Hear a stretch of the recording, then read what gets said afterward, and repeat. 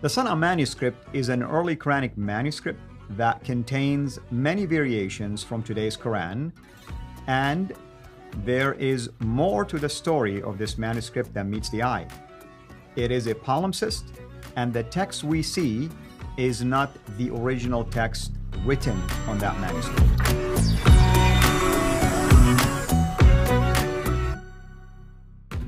Today we're going to highlight yet another damaging early Quranic manuscript known as the Sana manuscript or Sana palimpsest.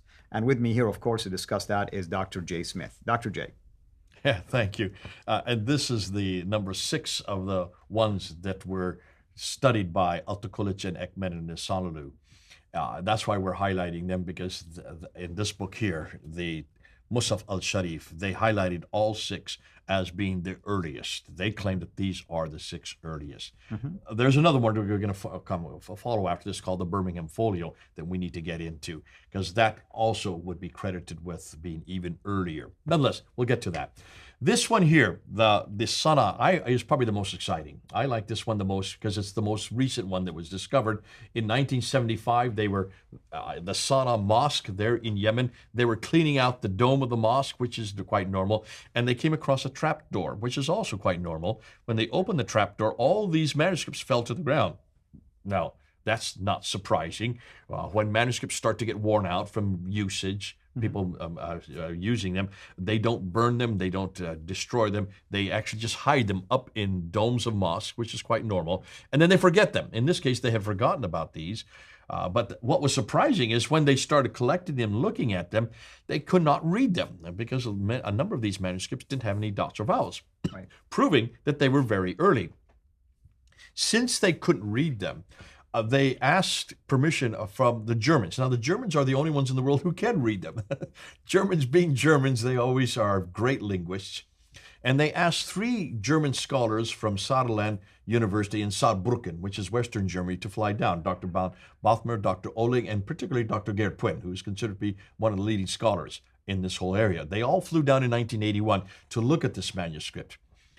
As soon as they saw this manuscript, they quickly asked if they could take pictures of it and put them in microfilms. And they did so because they realized that they had a real treasure trove, because now you have a manuscript that didn't have any dots and vowels. Let me just go ahead and look at the slide here.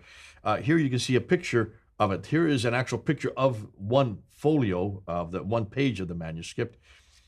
This is the pictures that they took over here. So these are nothing more than facsimiles, okay? Don't get upset. They're not touching or making marks on the real manuscript. These are their pictures. What was interesting is some of the scholars there, the Yemeni scholars, were listening to what they were saying, and they realized that these Germans were actually quite excited because they were seeing lots of variants. They were seeing lots of changes. They were seeing that this did not support the manuscript that we have today, the Quran we have today. And they were saying this, and they said this to the authorities, and the authorities quickly confiscated their microfilms. Wouldn't let them take them back to Germany with them. This was in 1981.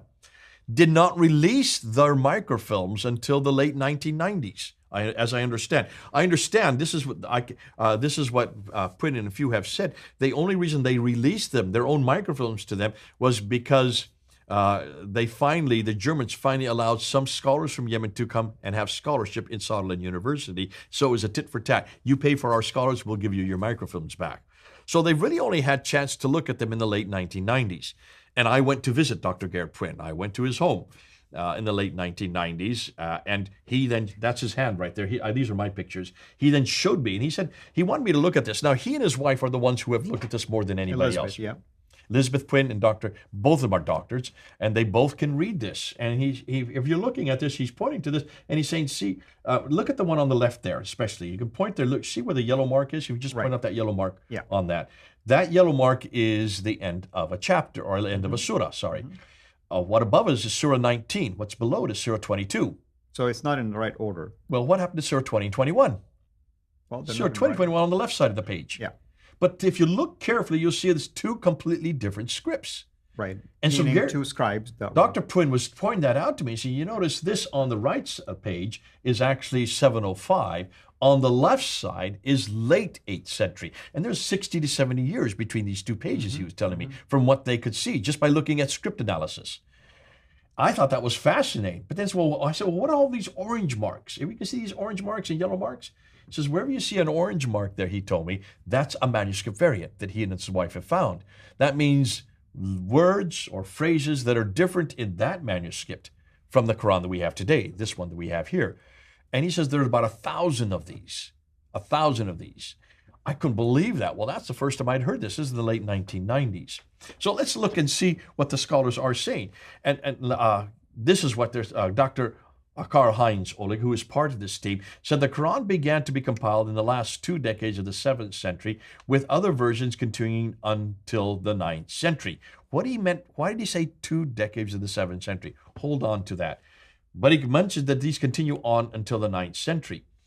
Gerard Puin says this of this manual. There's a picture of Gerard Puin right here, who has done probably the best work on it.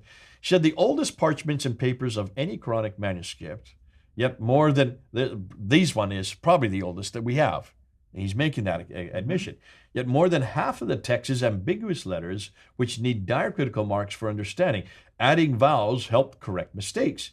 Changes in orthography, such as the conventional spelling system of a language, are found in geographical traditional schools. But this Sana manuscript is more interesting than the others because it turns out it is a palimpsest. What do you mean by that? Well, meaning that the piece of leather from the animal, because it's expensive, sometimes you wash off whatever is written on it and you write another writing on top of it. So that's what a palimpsest mean. We're going to look at that. That's going to be our next episode. We're going to actually unpack what you just said. So people, they write on an animal skin. They don't like what they've written. They've changed it. New ideas come in. New material comes in. You just wash it off, and then you write over top. And what happens, it's changed. You can't see it at that time. But hundreds of years later, the ink starts to bleed through. Yeah, the previous layer. Absolutely. So we're going to look at that and see what has happened. But let's just look at their conclusion. So when we look at all 6 early Quranic manuscripts, what do we find? Number one, that not one of them are from the 7th century. Number one. Now, Oleg said that the lower layer is possibly from the last 2 decades of the 7th century. But we're going to see that's hugely problematic because of that. Secondly, none of them are complete. Not one of them has 114 surahs. Not one of them has 6,236 verses. None of them completely agree with each other. They all have differences. They all certainly have differences with this. The Topkapi has 2,270 differences. The Petropolitanus has 93 differences in just that 26% of the Quran that it has. None of them completely agree with the current 1924 Hafs text. That's true. None of them do. We've been showing that Dan Brubaker has found 4,000 differences in these manuscripts just from his work. And all of them have hundreds and even thousands of subsequent manuscript variants. Thousands in place of the Topkapi. That's probably one that's been studied the most. What we're going to find next spring, it's more than what Altakulic has found. Much more than 2,270, but I'm not permitted to say that yet. So, when was there a complete Quran? This is the million-dollar question that no one is able to answer. What we're going to do, Lex, is we want to look at this Sana palimpsest, unpack it a little bit more, and look at the lower layer and see what we can find out from the scholarship that has been done on it. Wonderful. Thank you so much, as always. Thank you, everyone, for watching. And stay tuned, of course, until next episode. Until then, have a blessed day. Thank you for watching this video. Be sure to like and subscribe to our channel, Sira International, and click on the bell so that you receive notifications whenever we publish a new video or go live. I would also like to appeal to you to consider becoming a Patreon patron by clicking the link right below. By doing so, you can give towards the production of these videos. There are also other options for you where you can give to our channel. I thank you from the bottom of my heart.